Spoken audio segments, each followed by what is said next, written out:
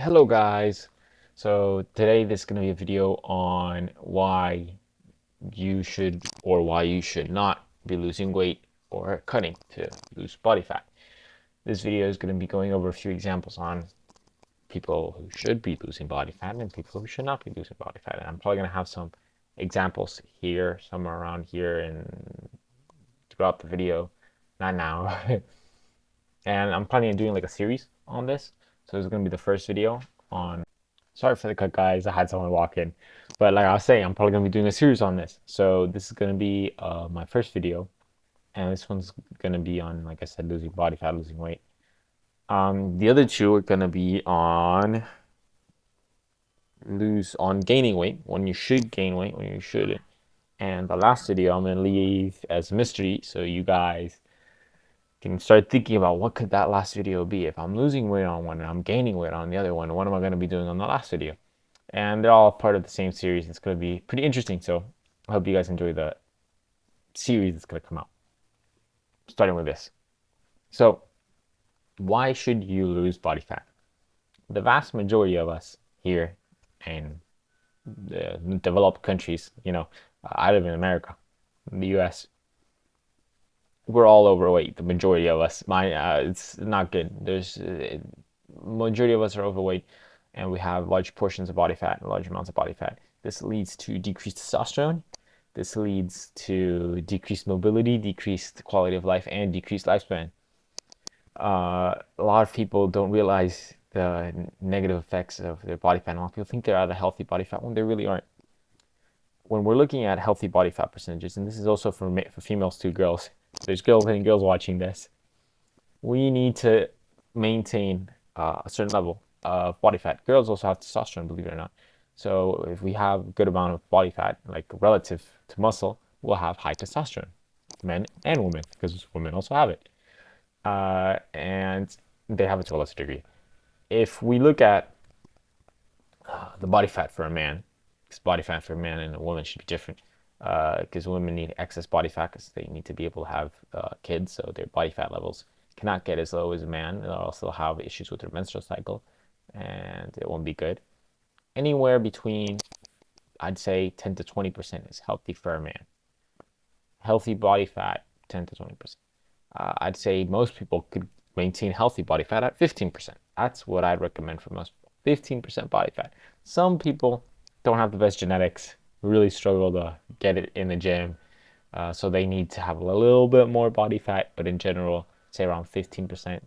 But for a good scale, it's 10 to 20%. Women, on the other hand, I'd say they need to have a little bit more. I'd say anywhere from 20 to 25% body fat is good for a woman.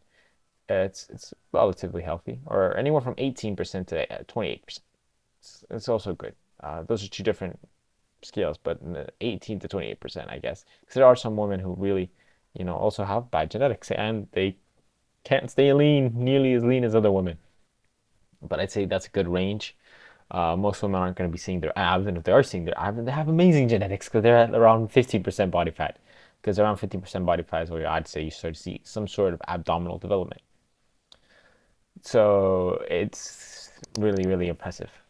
If you are not there, or if you think you are there, I'd recommend you go and you check. There's this YouTuber I really like to watch that I think I mentioned before, Coach Greg. He has a lot of videos on body fat percentage and what body fat you are, what body fat you aren't, and you compare yourself to some of those pictures. Because some people store body fat in different areas. Most people typically store their body fat in their stomach, abdominal region, and in their back. This could be different for some other people from the genetics. Everybody has different genetics.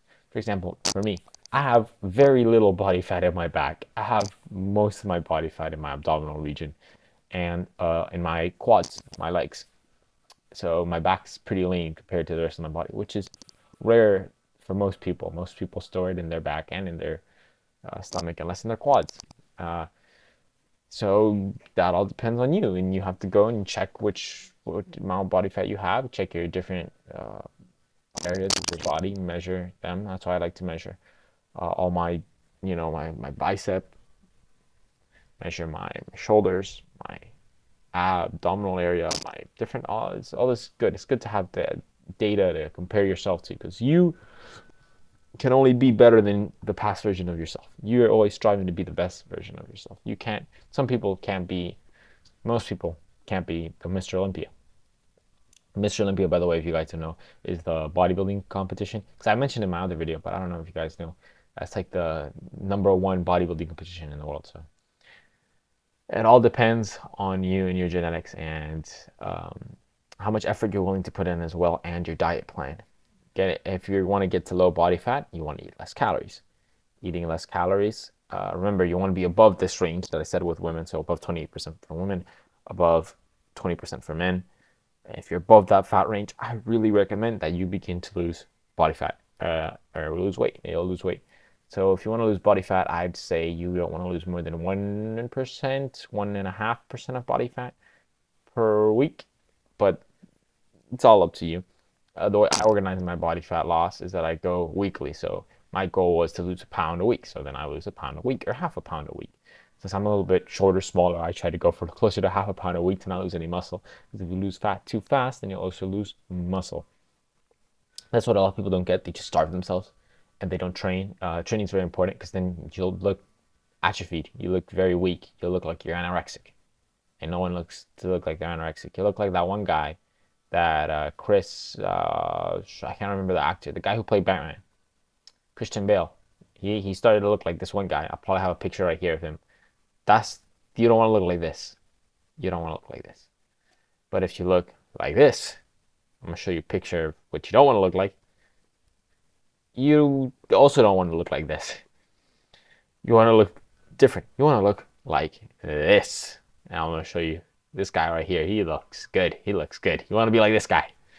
So you want to find a healthy balance. Maybe you won't look like this last guy that I showed you guys, but you get my point. You do want to look not fat, not super skinny. Somewhere in the middle. Try to find a healthy middle ground.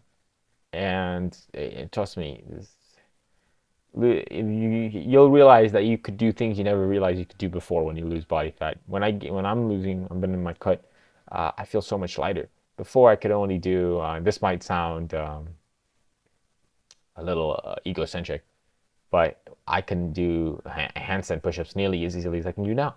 I mean, guys might be like, you just can't do any handstand push-ups or whatever, but my point is that whatever your fitness level is now, so let's say if you can only do 2-3 push-ups, just by losing body fat, not even working out, you'll be able to do way more push-ups because your body fat compared to your muscle is way higher.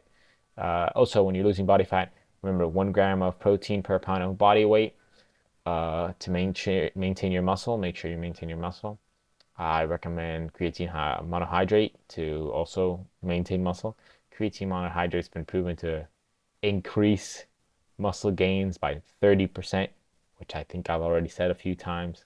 It's very important. I really recommend it as a supplement. It doesn't really matter your age because personally, I don't take it because I don't need to take it. And it costs a little bit of money, and I'm not really working I'm making any serious money right now. So I can't really afford it. But creatine monohydrate is a very, very, very good supplement if you want to increase your muscle and not lose muscle when you're on a cut. Like protein, fruits. Fruits are really good. Whenever I'm losing body weight, I eat a lot of berries. I love berries. Berries and fruits are amazing. You'll realize when you're a little hungry, like it's just amazing. Clean out your drawer. Make sure you take off any high calorie foods. I'm actually gonna have a video eventually, which I think I said before in the past. That's gonna be about food labels, and you guys are gonna see how food labels work. It's going to be after the series. Then I'm gonna upload that video. It's gonna be a very good video. I hope you guys are excited to watch that one. It's gonna be very good. And yeah, no, that's about it, guys. So thank you so much for watching. I hope you learned something new about losing fat, why you should lose fat, whether you should lose fat, what's good for you and what's not so good for you, and what you're gonna look like and what you don't want to look like. I hope you're excited to see the next video, and I'll see you guys next time. Bye bye.